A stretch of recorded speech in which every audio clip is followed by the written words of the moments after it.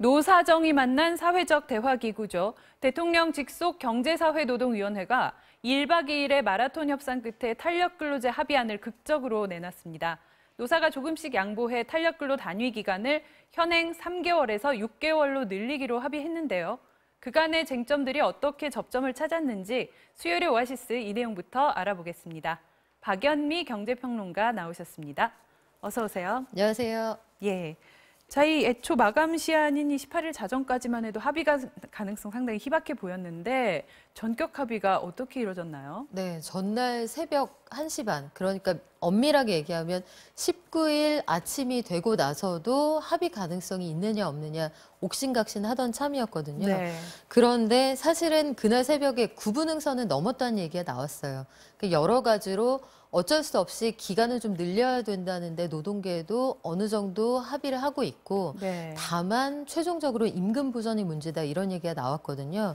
일단 오늘은 그래서 양쪽 다 애 많이 썼고 칭찬하고 싶다는 말씀으로 시작을 하고 싶은데 네. 일단 출범 2달여 만에 어찌됐든 노사정이 밥그릇이 걸린 문제를 장외투쟁이 아니라 대화로 풀었잖아요. 네. 잘 알고 계시겠지만 왜 우리가 겨울에 야당 출입하는 거 어린 기자들이 싫어하는 게 걸핏하면 대화로 안 되면 밖으로 나가버리니까. 장외투쟁이요. 그렇죠. 네. 나가서 추운데 고생할 생각하니까 힘들어요 해서 싫어하는 게 사실 기자들의 그 암암리에 도는 그런 이야기이기도 했는데 그런 과정을 거치지 않고 아름답게 어쨌든 마무리가 됐습니다. 숙제는 남아있지만 우리 사회에 아주 첨예한 쟁점을 말로 풀었다는 점, 이 점에서는 큰 의미가 있다고 봅니다. 예. 자, 이 노동계와 경영계가 그동안에 큰 간극을 보여왔는데 그 서로 각각 어떤 점들을 양보한 겁니까? 일단 경영계에서는 적어도 1년은 돼야 한다 이렇게 주장을 했고 노동계에서는 탄력근로 현행 3개월 이상으로 절대 늘리지 못한다. 늘릴 필요도 없다 이런 주장을 해왔거든요. 예. 그런데 노동계에서 일단 석 달을 늘려서 최장 반년까지 할 수 있게 하는 데에 합의를 봐주었습니다.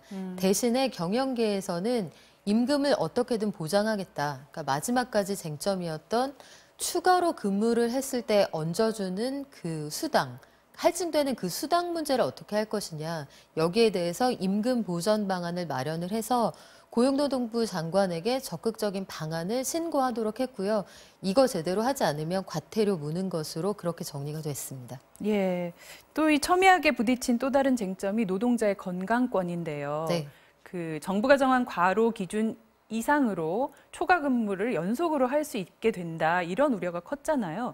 이 부분은 어떻게 됐습니까? 그래서 그 부분에 대해서는 적어도 어제 일하고 오늘 또 일하려면 그 사이에 연속적으로 최소한 11시간 이상의 휴식권이 보장이 돼야 한다. 네. 연속 휴게 근로시간 이것들을 보장한다는 그 내용이 담기게 됐어요. 근데 다만 우리가 좀 고민하고 국회 입법 과정에서 지켜봐야 하는 것이 하루 최대 몇 시간까지 일할 수 있느냐. 네. 여기에 대해서는 명문화하지 않았거든요.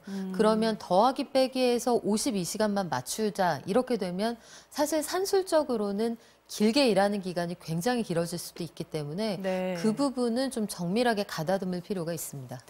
예, 그런데 이 문제는 무노조 사업장들 아닙니까? 이 조직된 협상력이 없는 그런 노동자들에 대한 보완책은 어떤 게 좀 논의됐나요? 일단 그래서 고용노동부가 앞으로 3년 동안 이 제도가 어떻게 운영되고 문제점을 보이는지 이걸 꾸준히 지켜보겠다고 했어요. 네. 그래서 3년 동안 전담기구를 두고 관련해서 문제점들이 들어오는 것들도 신고를 받고 현장에 나가서 현장 상황도 파악을 해보겠다고 했는데 말씀하신 것처럼 노조라는 게 생길 수도 없게 열악한 곳들이 꽤 있거든요. 예. 금형 공장, 소규모로 일하는 외국인 노동자들과 같이 더불어서 일하는 5인, 10인 정도의 공장들인데 이런 곳들은 사실 실태조사나 근로감독관들이 꾸준히 지켜볼 필요가 있습니다. 예.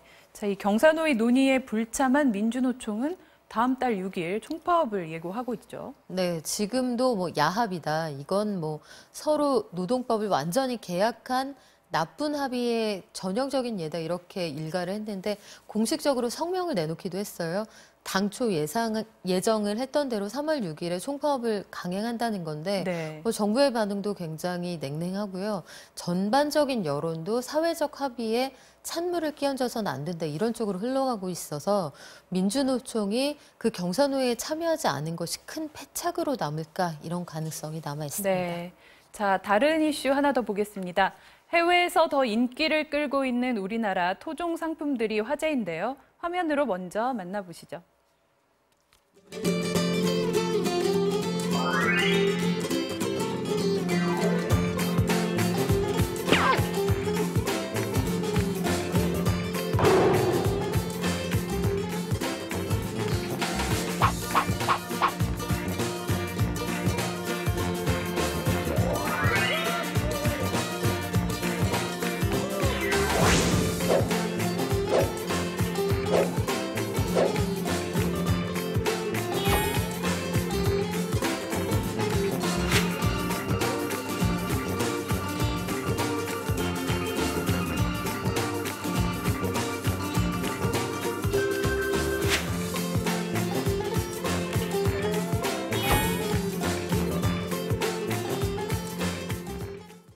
저 극세사 이불 저도 네. 기억납니다. 예전에는 집집마다 다 있었죠. 네, 저희 시골집에는 아직도 할머니가 아주 애정하는 아이템이세요. 네, 요새는 근데 파는 데를 많이 보지 못했는데 오히려 해외에서 인기인가 보네요. 재래시장에 가면 여전히 판매를 하는데 네. 사실 우리나라 사람들은 그거 좀 올드하다, 촌스럽다 이런 느낌을 가지고 계신 분들이 많았거든요. 근데 이게 아마존에서 연일 품절 사태라고 합니다.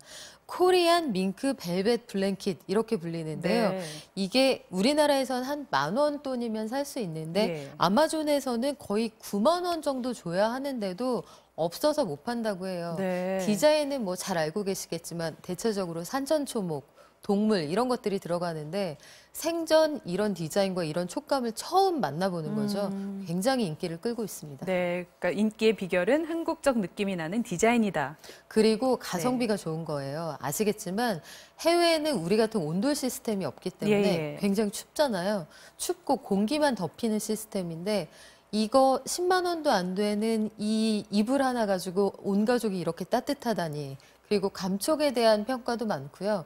디자인이 심플한 게 주를 이뤘던 그 서구의 어떤 디자인 문화에 말하자면 하나의 충격인 거죠. 네. 그래서 여기에 대해서 굉장히 관심들이 많고 이것 하나쯤은 있어야 트렌드 세터 이렇게 돼 있습니다. 네. 자, 이 외국인들에게 한식도 요즘 큰 인기인데 또 이 열풍을 타고 돌솥도 유명해졌다고요? 네, 한국산 돌솥 말 그대로 DOLSOT를 쓰거든요. 네. 코리안 돌솥이라는 이름으로 판매가 되고 있는데 이건 지난해에만 6천여 개가 팔렸습니다. 네. 근데 이 인기에는 유튜브를 통해서 한국 음식을 알려주는 유튜버의 활약도 컸는데요. 지금 화면에 나오고 있는 내용인데 네. 어떻게 활용하면 되는지 이걸 쓰면 요리에 왜 좋은지도 알려주고 있고요.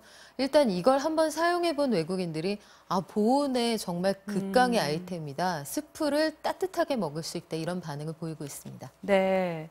또 다른 인기 상품인 호미, 아까도 그림이 나왔는데 이 집집마다 정원이 있는 이 미국에 저런 상품이 없었나 약간 놀랍기도 한데요. 그 미국에서 상품들을 사용해 보면 가끔 좀 놀라는 것이 예컨대 우리는 이렇게 사인펜을 사용하면 뚜껑이 뒤에 꽂히는 게 당연하다고 여기잖아요. 네. 근데 미국에는 그렇게 안 되는 상품이 많아요. 그러니까 쉬운 일을 어렵게 하는구나 이런 느낌이 들 때가 있는데 미국의 삽 이런 것들은 정교하게 꺾여 있는 그런 제품들이 없어서 네. 아주 정밀한 작업을 하기가 어렵다고 합니다. 근데 우리나라에는 30도로 꺾인 거, 60도, 90도 아주 제품이 다양하게 구비가 돼 있고요. 이게 가능한 게 인건비가 저렴하면서도 손재주가 좋기 때문인데 지금 화면으로 보여드렸던 저 호미는 영주대장간이라는 곳에서 만드는데요. 네. 국내에서는 4,000원 정도에 팔리지만 그 해외 사이트에서는 2만 원을 호가한다고 합니다. 네, 그렇더라도 품질에 비해 가격이 적당하다, 저렴하다 네. 이렇게 해외 소비자들이 느끼고 있는 거죠.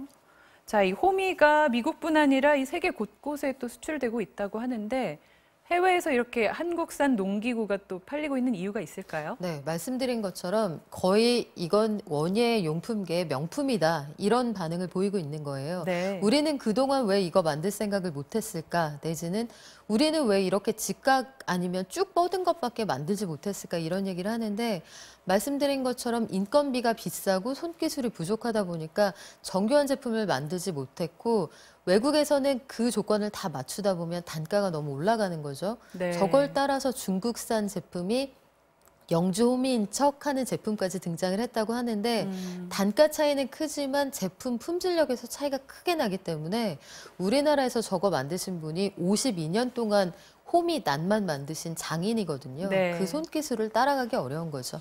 네. 자, 이렇게 이 한국산 토종 상품이 화제를 모으다 보면 이게 단일 상품의 인기를 넘어서서 산업적으로도 어떤 수출에 긍정적인 효과가 분명히 있겠죠. 네, 선순환입니다. 사실 제일 처음으로 앞서 나갔던 건 국력의 신장, 경제력의 신장이었고 그에 따라서 K-팝이 인기를 끌었고요. 한류가 성하다 보니 한국에 대한 이미지도 좋아진 거예요. 네. 실제로 2015년에 산업연구원이 보고한 보고서가 하나 있는데 55개국을 조사를 해봤더니 그 한국을 많이 경험한 사람들, 그래서 한국 K-팝 동영상 조회수가 1회 늘어날 때마다 한국산 제품의 수출이 6,500달러 늘어나더라는 거죠. 네. 그리고 구글 검색 인덱스가 1점 높아질 때마다 수출액이 12,000달러 늘더라. 그래서 실제로는 싸이의 뮤직비디오가 많이 클릭이 된 그 주에 한국산 자동차 판매가 크게 늘어나더라 하는 분석 결과도 나와 있습니다. 네. 자, 말씀 잘 들었습니다. 오늘 박연미 경제평론가와는 여기서 마무리해야겠습니다. 오늘 말씀도 고맙습니다. 고맙습니다.